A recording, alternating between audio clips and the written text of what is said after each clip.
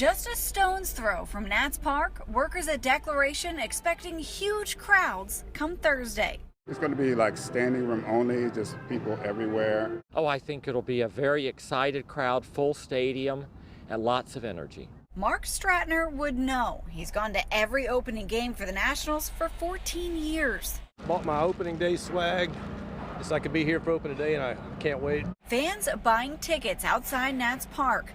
Others with the same idea at Capital One Arena, hoping to land a seat for the March Madness fun kicking off Friday. Having all that around in a large city like DC must be awesome. And that's why we're here, at least, to come see the sights. I was actually at a Capitals game last night that they won, so people are having trouble deciding whether they're going to hockey games or baseball games or basketball games. Also thrown into that mix, the cherry blossom festivities. We've been looking at all the cherry blossoms since we got here. Beautiful weather and a week packed full of events.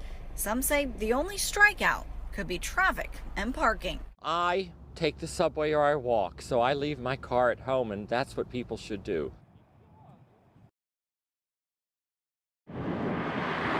A Virginia Senate bill aimed at curbing distracted driving is getting significant modifications. The current bill would make it illegal for drivers to hold a cell phone while driving through highway work zones.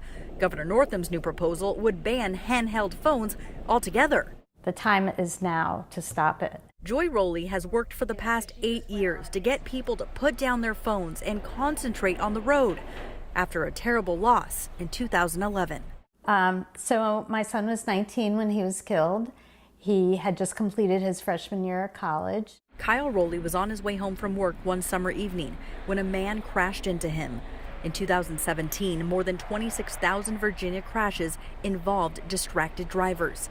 Investigators found the man who hit Kyle was texting moments before the teen was killed.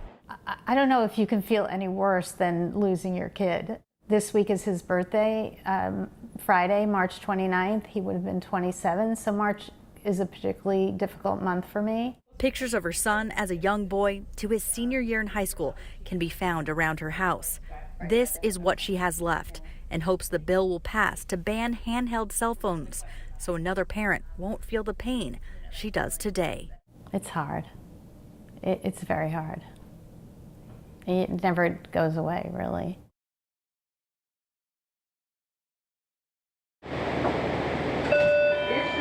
Most people step right on and off the trains without even noticing. But wheelchair user Tom Kiefer says the settling tracks here at the Greenbelt station have created an obstacle for him. It's not that bad for this particular wheelchair because the VA has provided me with larger front wheels, but see, I come to a stop. You can see for yourself better from this angle, the floor of the train now well below the platform. Kiefer says he pops a wheelie to get out, but sometimes he gets stuck. 4 o'clock, 5 o'clock in the afternoon, rush hour, the train's packed, people are trying to get on and the doors are open for a limited time. I become the obstruction. A Metro spokesperson says that of the system's 90 stations, this settling of the tracks or station platforms has become an issue at just 3, here at Greenbelt, at Brookland, and at Braddock Road, where they've installed signage to guide wheelchair users to the safest boarding areas. The problem's not everywhere. Walk to the other side of the Greenbelt station and take a look at this. It's absolutely level.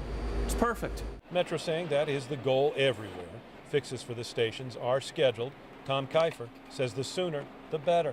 For people that don't have the upper body strength or that don't have the power assist wheels, this could be dangerous and very difficult for them.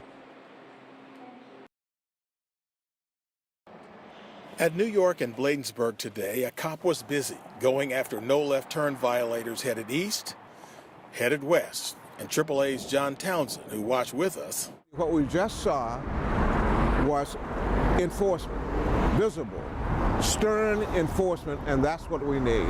A report this week from DC DDOT found this intersection #1 for vehicle crashes in 2018, 165, followed by 102 at First and New York down the street. Most pedestrians hit here, 8, more bicyclists, 6 hit in Northwest. A driver and pedestrian at New York and Bladensburg. Because I drive a dump truck, and you got to slow down, and when you slow down, people cutting, little cars cutting you off. They fail to stop, like they don't pay attention. People are in their cell phones, they don't pay attention to the roads anymore. Pedestrians at New York and First. This intersection is very dangerous. Around rush hour, it gets pretty bad. So you got to keep an eye out and make sure, look both ways, definitely before crossing. I've almost died here like 3 times. It's just terrible. It's terrible. Cars are barreling through. You have to dodge and jump out the way. I can't stand it. These aren't the only bad intersections, just the worst too. The head of DDOT says they're always working to make improvements. In some cases, we are adding sidewalk and adding crosswalks where they don't currently exist. We're changing the alignment of traffic signals to make them safer.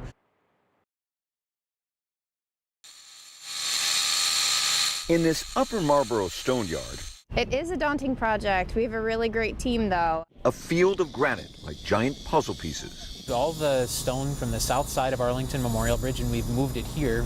All this part of the bridge's $227 million rehab project.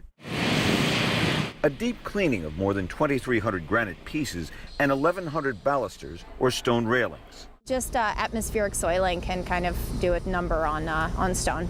The pieces discolored, stained, and damaged from pollution and impacts from cars removed for the first time since the bridge was built in 1932. And that power washing makes a big, big difference. Check it out. This has been cleaned right here. Over here, this job has yet to be done. Crews are using high-pressure washers with 160-degree water and finely ground glass as an abrasive to remove discoloring, stainless steel rods to fix broken pieces like this. It's one of those treasured places. Each piece individually numbered for reassembly. It's more than a bridge.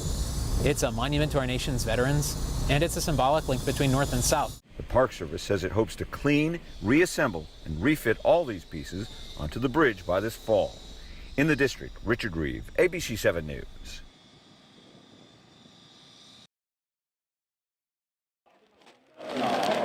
Bagging, stamping, and sealing. Today, Manassas Masur Mosque turned into a makeshift food bank. You know, it's part of our faith to help out no matter what. Similar events at dozens of other mosques across the country were planned long before the federal government shutdown. But today's focus in the DMV was on furloughed workers. It bothers you to know that someone may not be able to make a mortgage payment, and then food is a main concern. Democrats and Republicans bickering over the border wall and immigration sent the country spiraling into the longest government shutdown in U.S. history. So the Ahmadiyya Muslim Youth Association boxed enough food to feed 25,000 people. Weeks earlier, this same group helped clean up trash at national parks. For us as Muslims, as a lot of immigrants, my parents were immigrants, coming together for an event like this and helping our community is what really means to be a true American. These are all the raw ingredients right here, like sugar and oats. The volunteers are packaging them up and then putting them in boxes like this one and then shipping them off to people who need them. Boxes filled with hope in the form of food. It's going to go a long way, you know, and hopefully they'll remember this and pay it forward one day to others. Reporting in Prince William County, Tim Barber, ABC 7 News.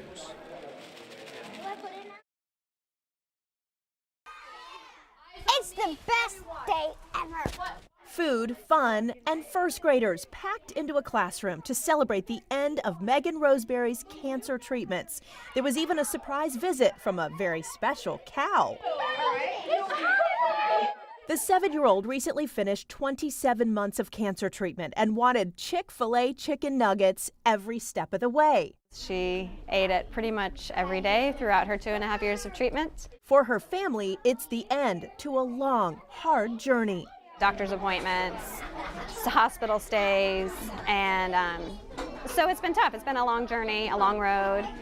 And we're just relieved at this point to be done with treatment and hopeful that she remains healthy in the years to come. To celebrate, Megan's mom and her first grade teacher, Kimberly Shaw, came up with a plan to make Chick-fil-A part of the very special occasion. Shaw contacted a family friend in corporate. We are just in awe of all of the love that they shared and showed and showered on her. Chick-fil-A threw Megan a surprise party, complete with chicken nuggets, fruit, and a letter from the Chick-fil-A cows. They have some trouble with their words, but they're fine. And through all of the gifts from classmates, the one that made her speechless, the basket of Chick-fil-A sauce. This has to be a dream.